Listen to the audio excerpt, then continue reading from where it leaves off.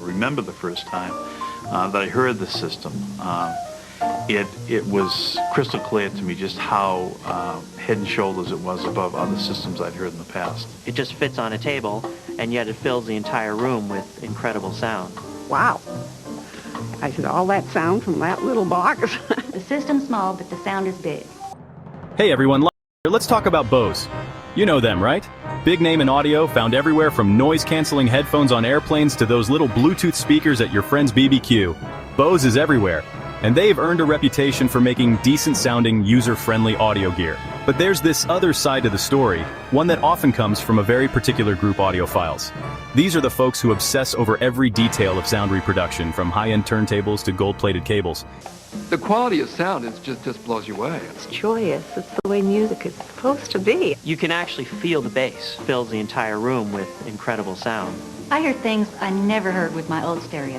Have you ever heard it? I mean, full blast? Whoa! You'll hear a slightly battered and bruised baseball fly past your right ear. And let's be honest, they often have a bone to pick with Bose. Why is that? Well, buckle up. It was painful. A brick wall were interesting. I've heard many a Bose 901 one in my stereophonic soundstage.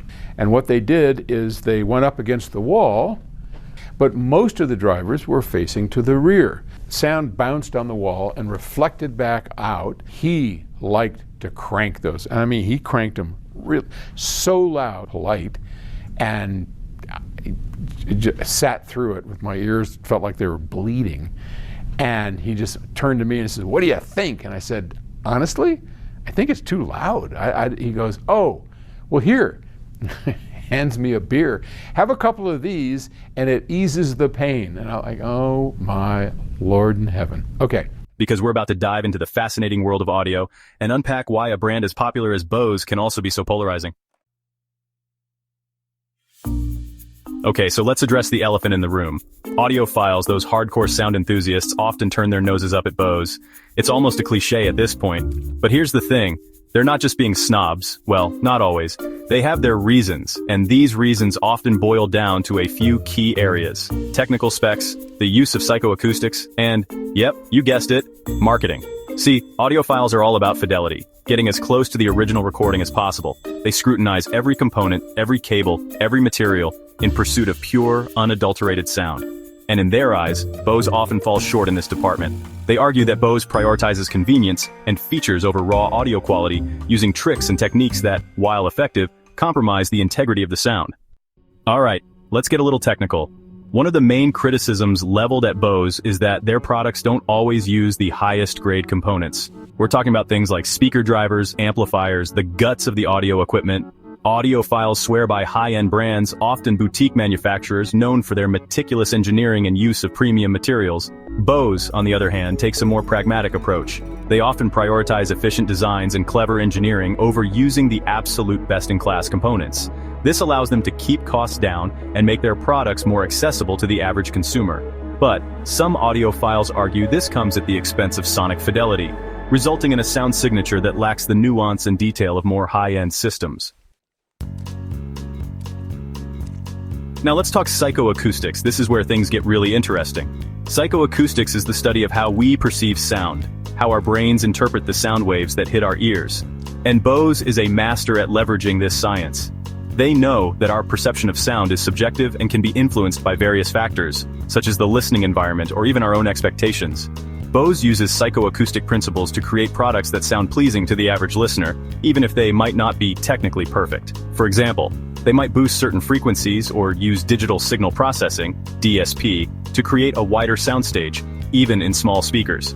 While these techniques can make music sound more spacious and exciting, audiophiles often criticize them as artificial enhancements that mask the true nature of the recording.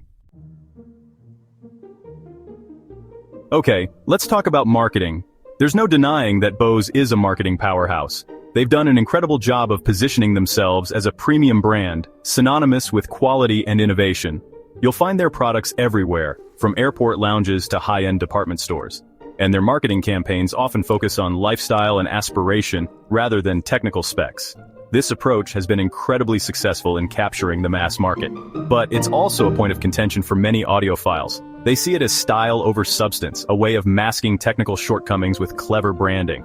They argue that Bose spends more on marketing than on research and development, focusing on selling a lifestyle rather than delivering true audiophile-grade sound.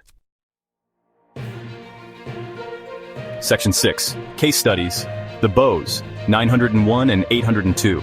To understand the audiophile perspective, it helps to look at some specific Bose products. Take the Bose 901, a truly iconic speaker system. It uses a unique design with multiple drivers facing different directions, aiming to recreate the way sound reflects off walls in a live performance space. Then there's the Bose 802, a popular choice for PA systems and live events. It's known for its wide sound dispersion and ability to fill large spaces with clear audio. Both of these products are examples of Bose's innovative approach to audio engineering.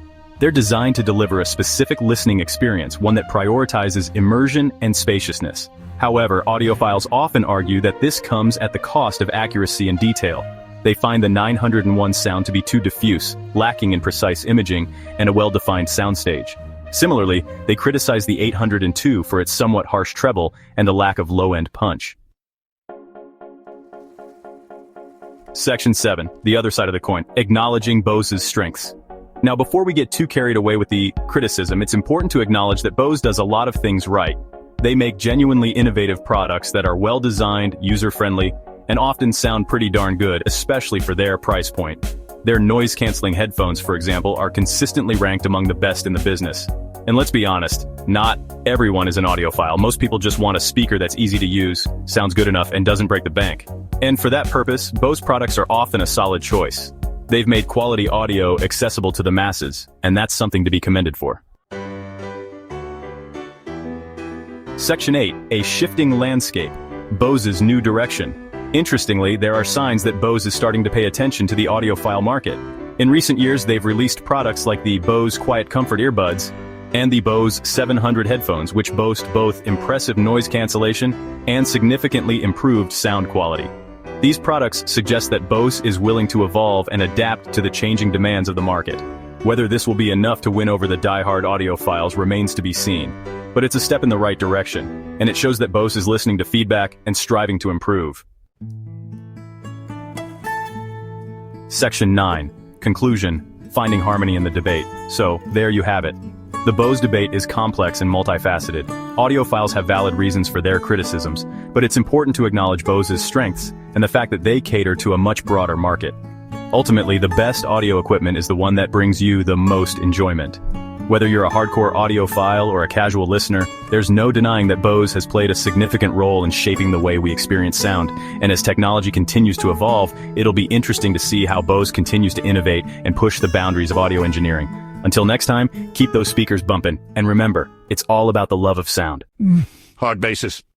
Fast and to the point news and information daily.